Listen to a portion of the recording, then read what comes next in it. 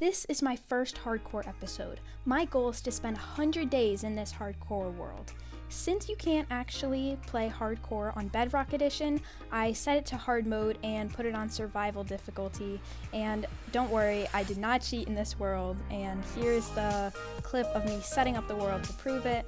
See, survival, hard mode, infinite, show coordinates, and if I scroll down, cheats are off, and once you turn on cheats, you can't turn them back off, so don't worry, I'll show this at the beginning of every episode, and yeah, let's get started.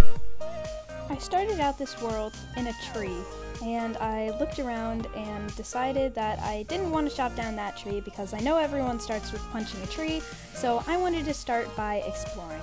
I walked around for a little bit, I found a fallen over tree, but nothing too exciting, so after a little while I decided that I should probably start punching a tree.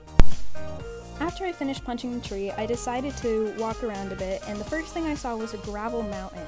I decided to keep exploring since I didn't want to live on a pile of rock. After a long time on the gravel mountain, I finally saw my first animals, cows. I started punching them to death, and it kind of took a while since I didn't have a weapon, but I punched them to death and I stole their meat and leather. Since this is a hard world, I could starve to death, so I immediately started killing animals, except not the chicken because it didn't want to be killed, and you can't eat raw chicken meat, otherwise you could get food poisoning. So I started killing some cows for their meat, and I was careful not to go too far into the water because I didn't want to get attacked by a drowned. And then I made a crafting table and some sticks, like everyone does, and then I put down my crafting table and made myself a wooden pickaxe to go mining. After I collected my stone tools and some more wood, I saw a desert village. The first thing I did was head over there in hopes that there would be some hay bales for me to eat, since I didn't want to have to be living off dead cows.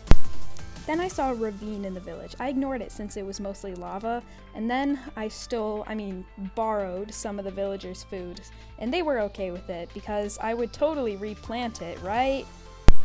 Quickly, it was becoming nighttime, so I tried to sleep in this house, but it wouldn't let me because it said I could only sleep at night. And then I saw some sea pickles, and I tried to take them, but I had to eat instead. And then I stared through this little crack in the wall to stare at the pretty sunset. And that was the end of day 1. And there's also a baby cat there that I kind of want to tame. Let me know if I should down in the comments. The next day, bright and early in the morning, I started digging an animal pen. And it was coincidentally 6 feet deep. Anyway, I made some trapdoors since that's an easy way to keep your animals inside. And then I gathered up some pigs. The pigs were really willing to just jump into the hole, so I put them inside their hole and I bred them so that way the next day I could breed them again and I could just have infinite food since food was going to be a problem in this world, especially if there were no hay bales in this village. The next thing I did was head over to the ravine since I needed some coal and some iron if I was going to protect myself against mobs. And then I saw this nitwit villager, and nitwits don't have jobs, so they're kind of useless. I was about to punch this guy off the cliff, but first I wanted to make sure I had somewhere steady to land. And I was about to punch him when I saw the iron golem behind me. If I hadn't turned around, this would have been the end of my hardcore world. The next thing I wanted to do was get to work on a house. So I started building a really basic outline that I would just live in for a couple of days, and hopefully by the next episode I would start to have a good house and hopefully more armor than I do at the moment. But anyway, I started building my house. Here's a quick building montage.